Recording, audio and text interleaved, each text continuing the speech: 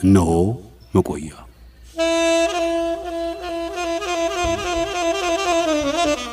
በመቆያችን እናቆያችሁ።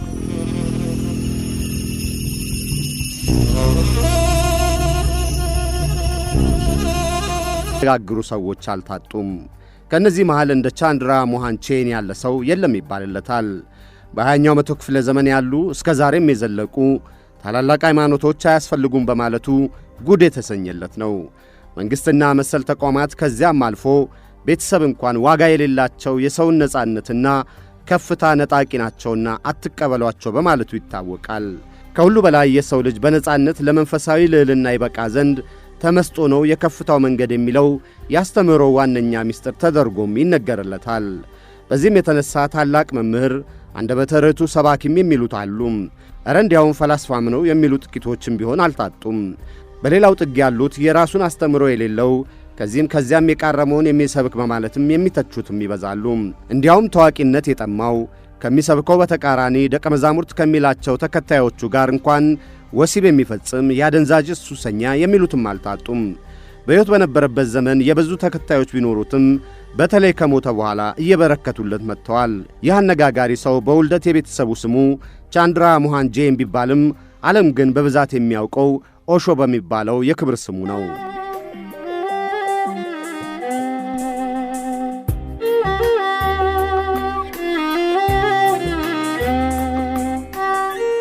የዚህ አነጋጋሪ ሰው የትውልድ አገር ህንድ ነው። ዓመተ ምሕረቱ ደግሞ እንደ ጎርጎሮሳውያን አቆጣጠር 1931። በልብስ ነጋዴነት የሚታወቁት አባቱ ለ11ኛ ልጃቸው ያወጡለት ስም ቻንድራ ሞሃን ቼን የሚለው ነው።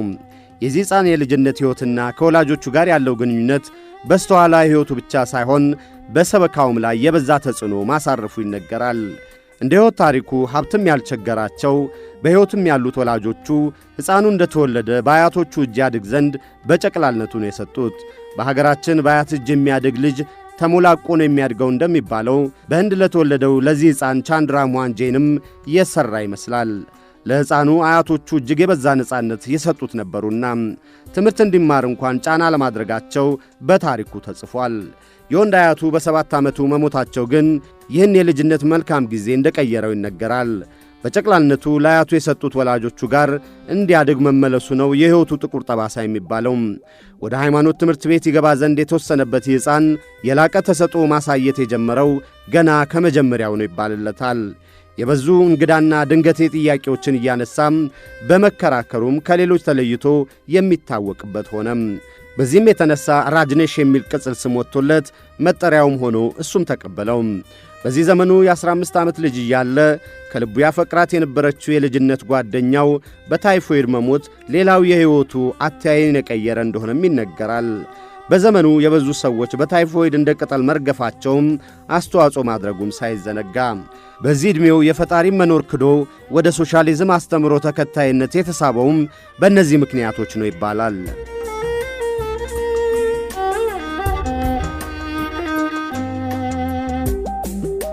ራጅኔሽ በ19 ዓመቱ ነው የከፍተኛ ትምህርቱን መከታተል የጀመረው በጃልፑር ግዛት በሚገኘው የሂትካሪኒ ኮሌጅ። ይሁንና ራጅኔሽ የተሰኘውን ስሙን ያገኘበት ጠያቂነቱና ነውጠኛነቱ ኮሌጅ ድረስ ተከትሎት ከዩኒቨርሲቲ መምህራኖቹም ጋር ተጋጨ። እናም እዛው ጃልፑር ግዛት ወደሚገኘው ጃይን ኮሌጅ ይዛወር ዘንድ ተወሰነበት። እዚህም ራጅኔሽ በነውጠኛነቱ መቀጠሉ አልቀረም። የአስተማሪዎቹን ገለጻ እያቋረጠ ጥያቄ መጠየቅም መለያው ነበረ። መምህራኖቹም በዚህ የተነሳ በክፍል እንዲገኝ ማስገደዳቸውን ተዉት። ይህም የበዛ ትርፍ ጊዜ አስገኝቶለት በግዛቲቱ የአካባቢ ጋዜጣ በረዳት አዘጋጅነት ለመሥራትም በቃም። እንዲሁም የሁሉም እምነቶች ጉባኤ በሚባለው ዓመታዊ ስብሰባዎች መሳተፍን ያዘወትር ጀመር። በዚህ ዘመን ከወላጆቹ እንዲያገባ የቀረበለትን ጥያቄ ውድቅ በማድረግም ይበልጥ ሞገደኛነቱን አሳየ ይላሉ አጥኚዎቹም። ገና የ1 ዓመት ልጅ እንዳለ በአንድ ዛፍ ስር በተመስጦ ሜዲቴሽን ውስጥ እያለ በመንፈስ መመንጠቁን መናገሩም ከዚህ ዘመን የራጅናሺ ተረክ ይጠቀሳል። ሲቀድምም በትምህርት ብቃት የማይታማው ራጅኔሽ በሳጋሪ ዩኒቨርሲቲ በፍልስፍና የሁለተኛ ዲግሪውን ያገኘው በማዕረግ ነበረ። በሳንክሪት ኮሌጅ የአስተማሪነት እንጀራ ቢያገኝም በሥራው ግን ብዙም አልቆየም። የተማሪዎቹን የሃይማኖት መሠረት ያናጋል፣ ሞራላቸውንም ይነካል በሚል ሌላ ዩኒቨርሲቲ እንዲፈልግ ተነገረው።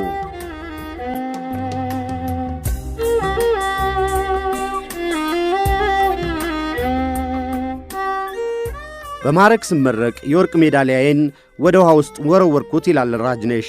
ይህን ማዕረግ የሚፈልጉት ወላጆቼ እንጂ እኔ አይደለሁምና የሚል ምክንያትም ሰጥቷል። ከሌሎች ከፍተኛ ትምህርት ተቋማት የተገፋው ራጅኔሽ በተማረበት ግዛት ጃፓልፎር ዩኒቨርሲቲ ሞገስም አግኝቶም እስከ ፕሮፌሰርነት ደረሰ። በዩኒቨርሲቲው አስተማሪ ባልደረቦቹ ሳይቀር የተለየ ዕውቀት ያለው የፍልስፍና መምህር የሚል ክብርም አገኘም። በመላው ህንድም እየዞረ ሲያስተምር አጃሪያ የሚል ስም ተጨመረለት።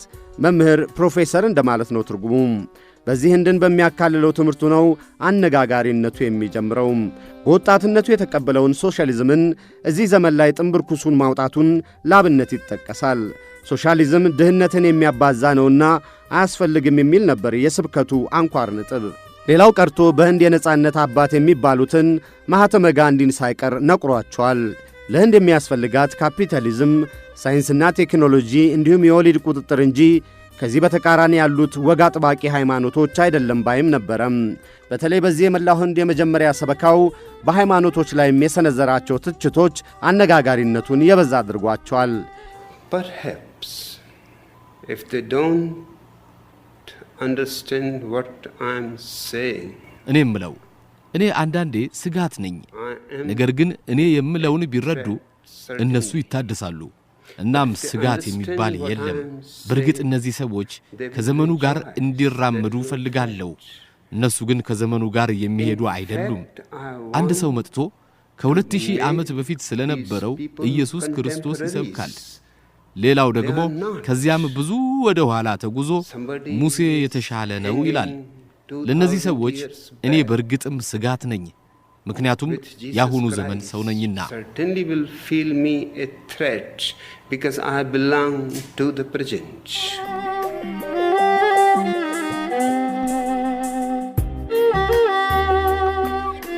የህንድ ነባር ሃይማኖቶች ባዶ የአምልኮ ሥርዓት የሚሰብኩም የምጽአትንና የጽድቅን ስብከት እየጋቱ በምዕመናን ላይ ፍርሃትን የሚለቁ ናቸው ብሏቸዋል። የመንፈስ እድገት እናመጣለን፣ የግል ሕይወትን እንቀይራለን በሚል ገንዘብ የሚቀበሉ ናቸውና ሃይማኖቶቹ ሞተዋልም ሲል በአደባባይ አነውሯቸዋል። ይህ የህንድ ሃይማኖቶች ላይ ያወረደው ትችት የበዛ ተቃውሞ ቢያጋጥመውም ያንን ያህል ደግሞ ሞገስና ተከታዮቹንም አስገኝቶለታል። አዲሱን አስተምሮ ይሰብክበትም ዘንድ ስፍራ እስኪኖረው ድረስም ገነነ።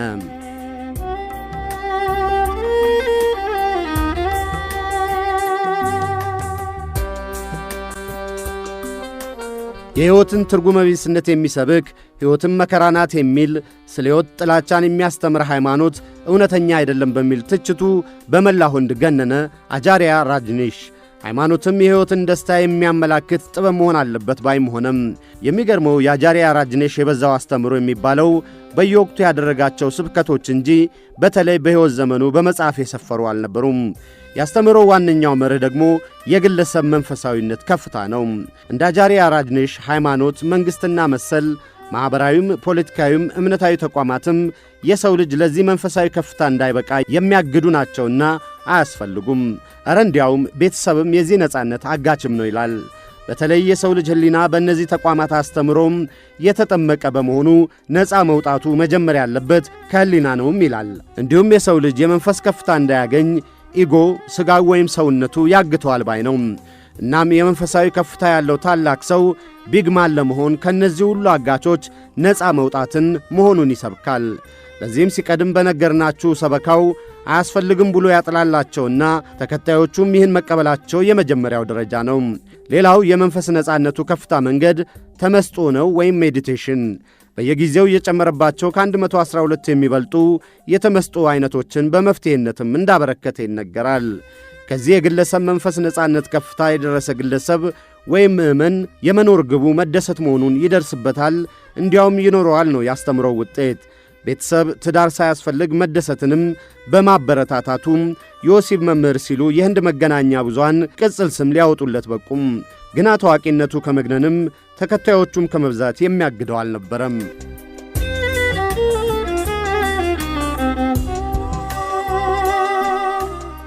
አቻርያ ራጅኔሽ የግለሰብን የመንፈሳዊነት ከፍታ ሲሰብክ የቀደሙትን ነባር ተቋማት ሃይማኖት፣ መንግሥትና መሰል የእምነት ፖለቲካዊና ማኅበራዊ ስሪቶችን የቤተሰብን መኖር በማፍረስ ላይ የተመሠረተ አስተምሮ ነው የሚከተለው።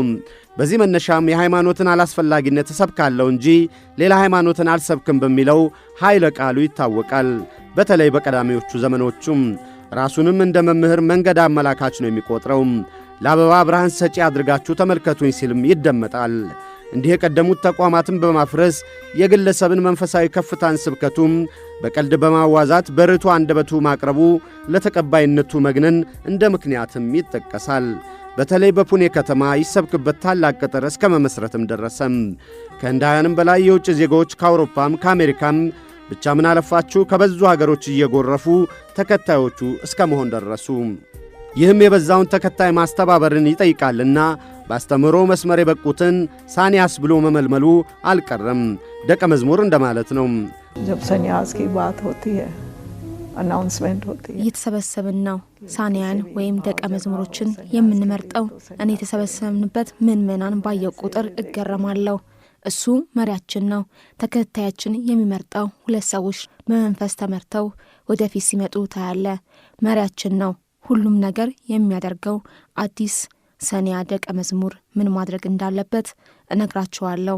ግን ደቀ መዝሙሮችን የሚመርጠው ኦሾ ራሱ ነው። እኛ በመሃል ብንኖርም የሚመርጠው ሥራ የኦሾ ነው።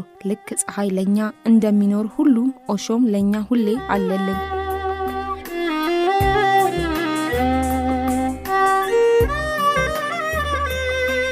ሳንያስ ለመሆን የተመረጡት ታዲያ ከቀደመው ማንነታቸው በሙሉ ይፋታሉ። ሌላው ቀርቶ የቀደመው ስማቸውንም ይቀይራሉ። ሲቀድም ይከተሉት የነበረውን ሃይማኖት፣ የፖለቲካ አስተምሮም ሆነ አባል ከነበሩበት ማንኛውም ተቋም ይለያያሉ። ሌላው ቀርቶ ከጋብቻም ሆነ ከቤተሰብ ይፋታሉ። ያላቸውን ንብረትም በሙሉ መስጠትም ይጠበቅባቸዋል። እንዲህ ሳንያስ የሚላቸው ደቀ መዝሙሮቹ እንዲሁም ተከታዮቹ በስተዋልና ከእምነትም ከመንግሥትም ከፖለቲካም ማኅበራዊ ተቋማት ነፃ የሆነ የግለሰብ መንፈሳዊነት ከፍታ የተረጋገጠበት የይሆናል ግዛቱ ዩቶፒያን ስቴት የመመስረቻ ዘመን እንደደረሰም አወጀ። ባህጓን ሽሬ ራጅኒሽ ወደሚልም የክብር ስም መሸጋገሩ ተነገረም። ባህጓን የተባረከው እንደማለት ሲሆን ሽሬ ደግሞ በእንግሊዘኛው ሰር እንደሚባለው የተከበረ ጌታ የሚል ትርጓሜ አለው። ሳንያስ የሚላቸው ደቀ መዛሙርቶቹ ለቢሆናል ግዛት የሚሆን ምድር ይፈልጉ ዘንድ በመላው ህንድም አሰማራቸው። በእርግጥ ያሰማራቸው ሕዝብ ያልሰፈረባቸውን እጅግ ከሌላው ሕዝብ መኖሪያ የራቁ ሁለት ቦታዎችን ማግኘታቸው አልቀረም። የገንዘብ ችግር አልነበረምና የመግዛት ጥያቄም አቀረበው። እጅግ በሚሸነቁጡ ትችቶቹ የተማረሩት ፖለቲከኞቹም ሆኖም የሃይማኖት መሪዎች ግን ፍጹም እምቢተኛ በመሆናቸው አልሳካለ። እንዲያውም በፑኔ የመሠረተው ተቋሙ የነበረው ግብር ያለመክፈል መብቱ ተገፎ ግብር ተጣለበት። በህንድ ያሰበው አልሳካ ያለው ባግዋን ሽሬ ራጅኒሽ አሜሪካንን ተመለከተ።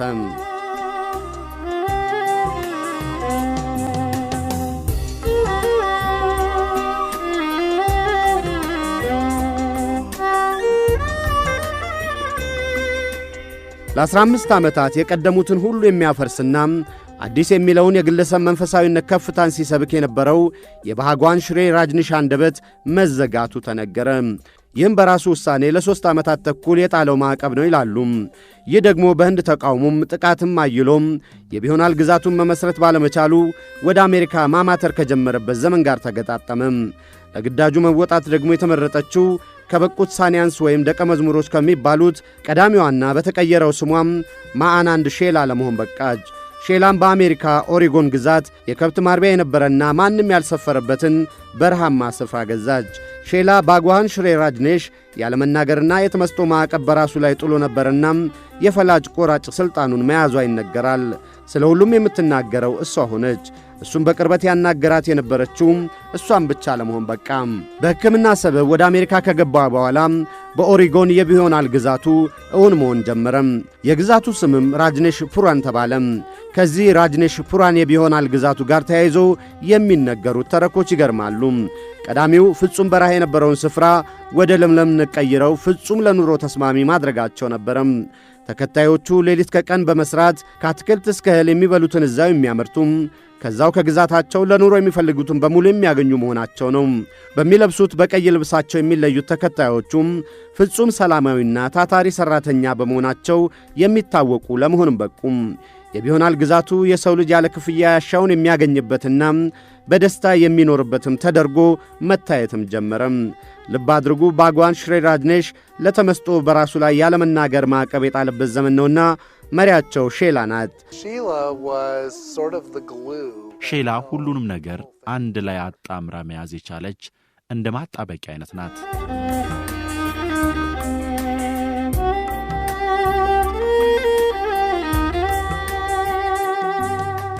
እንዲህ ሰላማዊ የነበረው የቢሆናል ግዛቱ ራጅኔሽ ፑራን ችግር አጋጠመው። አካባቢው የከብት ማርቢያ ራንች ነውና ከተማ ሊገነባበት አይገባም የሚል ተቃውሞ መቅረቡ ነው የችግሩ መንስኤም። በሼላ መሪነት መብታቸውን ለማስከበር ቢሞክሩም ያልተሳካላቸው ተከታዮቹ 45 አባወራ የሚኖርባትን ትንሿን ከተማ አንቴሎፕን በድምፅ አሰጣጥ ሐሳበው በእጅ አዙር የራሳቸው ለማድረግ መሞከራቸው አልቀረም። ይህ ግን ከአካባቢው ሕዝብም ሆነ ከአሜሪካ ፖለቲከኞች መቃቃርን አባባሰም። ሼላ በዚህ ጊዜም የጦር መሣሪያ የታጠቁም የሰላም ሰራዊት ያለችውን እስከ መመስረት ደረሰች። እንዲያውም የአካባቢው ነዋሪዎች በሚጠጡት ውሃ ውስጥ ሳልሞኔላ የሚባል ኬሚካል በመጨመር ለመመረዝ ማሰቧ ይፋ መውጣቱ አልቀረም። በዚህም ሲቀድም የሃይማኖትም የፖለቲካም የማኅበራዊ ተቋማትም ተጽዕኖ የሌለበት ግና የግለሰብ መንፈሳዊነት ከፍታ ያስተናግዳል የተባለውም የቢሆናል ግዛቱ ኀጢአቱ በአሜሪካ መገናኛ ብዙሃን ይዘገዘግ ጀመረም። ሲቀድም የሃይማኖትን አላስፈላጊነት ይሰብክ የነበረውም ባግዋን ሽሪ ራጅኔሽ እስከ መመለክ መድረሱን የሚያሳዩ የፊልም ምስሎች የቴሌቪዥን ፀሐይ ሞቃቸው። ተከታዮቹ እግሩን እየሳሙ ሲሰግዱለት ጭምር መታየቱ አጀብ አሰኘም። እሱ በሌለበትም ምስሉ ተሰቅሎ ተከታዮቹ ሲሰግዱለት ጭምር ታየ። እንዲሁም ቁጥራቸው እጅግ ከበዛ ተከታይ ሴቶች ጋርም ወሲፍ መፈጸም የተለመደ ተግባሩ እንደሆነ የሚመሰክሩ እየቀረቡ ተናገሩ። ያደንዛዥ ዕፅንም አዘውትሮ መጠቀሙም እንዲሁም በዓለም ላይ የተንደላቀቀ ሕይወት ይኖራሉ ከሚባሉ ባለጠጎችም በላይ ቅንጡ ኑሮውን ይጋለጥ ጀመረም። በዓለም ውድ ከሆኑት ተሽከርካሪዎች አንዱም ሮልስ ሮይስ ነው። ለሱ 95 መኪኖች እንደተገዙለትም ይፋ ሆነ። እንዲያውም 365 ሮልስ ሮይስ ተገዝቶለት በየቀኑ በየአንዳንዳቸው ብቻ እየተጓዘም ዓመቱን ሙሉ በአዲስ መኪና እንዲንደላቀቅ መታሰቡ ሁላ ተነገረለት። ከሁሉ በላይ ግን ሼላ የተባለችው እሱ የሾማት መሪ ከብረት የጠነከረ ቅጣት የበዛበት አስተዳደር መከተሏ ይፋ ሲሆን ለበጎ ታስቦ የተመሠረተው የማኅበሩ መንደር ከሰብአዊ መብት ጥሰት ጋር ተያይዞ ምርመራዎች ይካሄዱ ጀመረም። The large number of people simply followed fairly blindly the directions of their leadership. ቁጥራቸው የበዙ ሰዎች የአመራሮቻቸውን አቅጣጫ በጭፍን ነበር የሚከተሉት። በእርግጥ ሰዎቹ የተማሩና የሚያውቁ ቢሆኑም ለዚሁ ትልቅ ለሚሉት እምነት ራሳቸውን አሳልፈው በመስጠታቸው የተባሉትን የሚያደርጉ ነበሩ።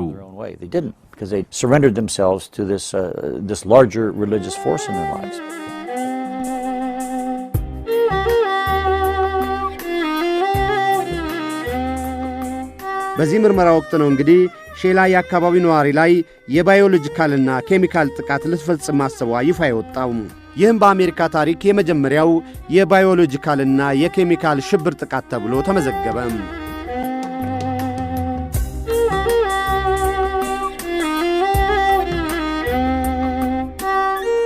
ነገሮች እየከፉ መምጣታቸውን የተረዳው ባግዋን ሽሪ ራጅኔሽ በራሱ ላይ የጣለውን የተመስጦና ያለመናገር ገደብ በማንሳት ይፋ ወጣም። በተለይ በማኅበረሰቡ ላይ የደረሱ የተባሉትን ሰብአዊ መብት የጣሱ አስተዳደሮችን እንዲሁም በአካባቢው ነዋሪዎች ላይ ሊሰነዘር ነበር የተባለውን የኬሚካልና የባዮሎጂካል ጥቃት ከሱ ዕውቅና ውጪ ሼላ ፈጽማለች ሲልም መግለጫ ሰጠም።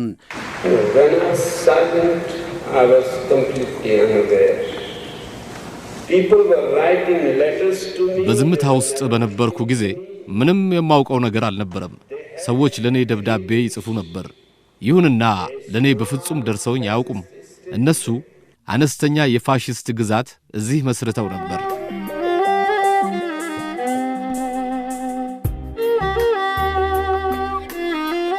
እንዲያውም እኔንም ልትገለኝ ነበር ማለቱም አልቀረም።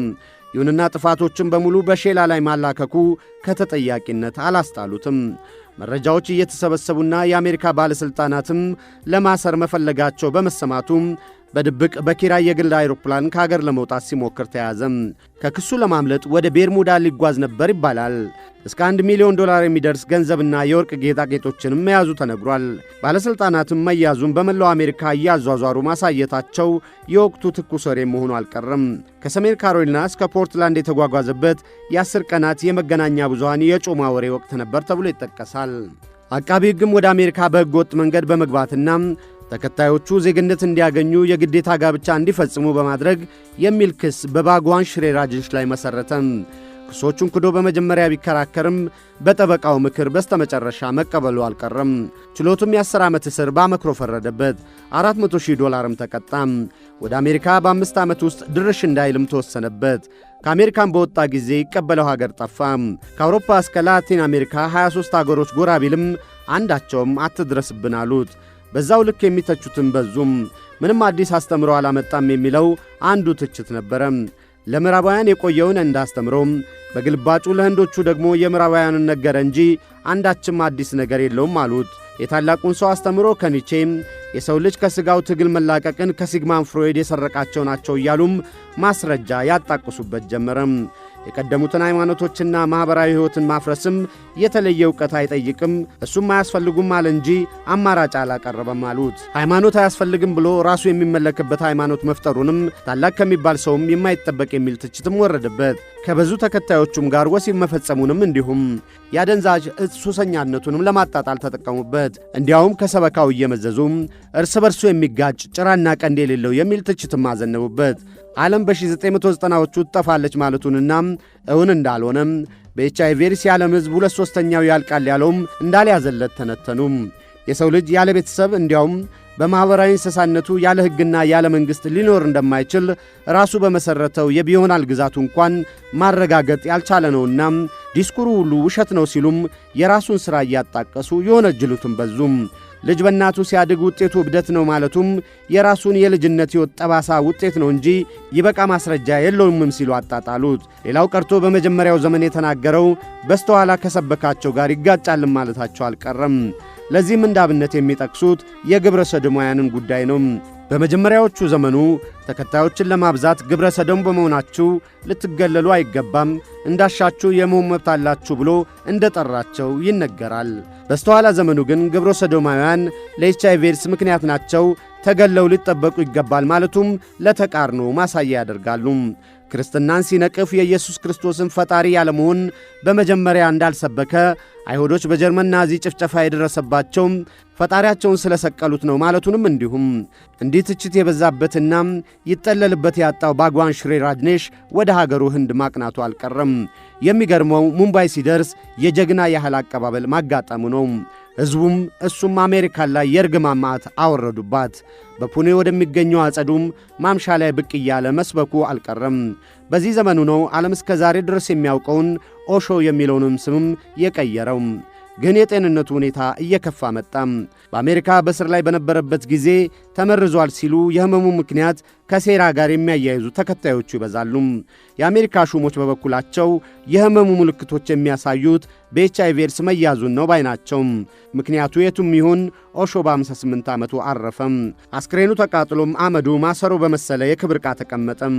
በላዩ ላይም ኦሾ መቼም አልተወለደም፣ በፍጹምም አልሞተም፣ ምድርን ከመስከረም 11 1931 እስከ ጥር 19 1990 ድረስ ጎብኝቷታል እንጂ የሚል ጽሑፍ ተጻፈበት።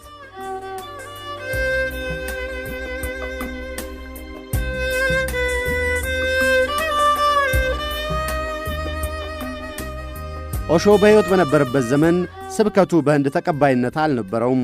ከሞተ በኋላ ግን ይበልጥ ስሙ የገነንና ክብርም የሚሰጠው ሆነም። ህንድን ከቀየሩ 10 ሰዎች አንዱ በሚልም ሞገስ አገኘ። ከጠቅላይ ሚኒስትር ማንሞሃን ሲንግ እስከ እጅግ ታዋቂ የፊልም ተዋናዮች ድረስ አድናቆትን የሚቸሩት ናቸው። በፑኔ የሚገኘው የሰበካው ስፍራ ጥብቅ ሆኖ ከህንድ የቱሪስት መስህቦች አንዱ ነው። በሰበካ ብቻ የነበሩት ትምህርቶቹም ከ650 በላይ መጻሕፍት ሆነው ታትመዋል። ከ55 በሚበልጡ ቋንቋዎችም ተተርጉመዋል። እንዲያውም እሱ በሕይወት ባለበት ዘመን ፈላስፋ አይደለሁም ቢልም አሁን ፈላስፋ የሚሉትም ይገኛሉ። በዛው ልክ እንኳን ፈላስፋ ሊባል የመምህርነት ክብር እንኳን አይገባውም ባዮችም አሉ። በተለይ የወጣቶችን ጨቅላ አስተሳሰብ ያለ በቂ አመክኖም ፈጣሪ የለም፣ ሃይማኖትም፣ ቤተሰብም፣ መንግሥትም አያስፈልግም እያለም አማራጭ አስተምሮ አላስቀመጠም ይላሉ ተቺዎቹ። እንዲያውም በሰበካው የተታለሉ ሰዎችን በወሲብ የተጠቀመም፣ በሀብታቸው እንደ ልቅ ሕይወት የኖረም፣ በአደንዛዥ ዕፅ የሰከረ በመሆኑም የመምህርነትም ክብር አይገባውም ባይ ናቸው። ሃይማኖት አያስፈልግም ብሎም ራሱ የሚመለክበትን ሃይማኖት የፈጠረ በመሆኑ ለራሱ አስተምሮ ያለመገዛቱንም ይጠቅሳሉ። በዚህም የተነሳ የ20ኛው መቶ ክፍለ ዘመን እጅግ አነጋጋሪ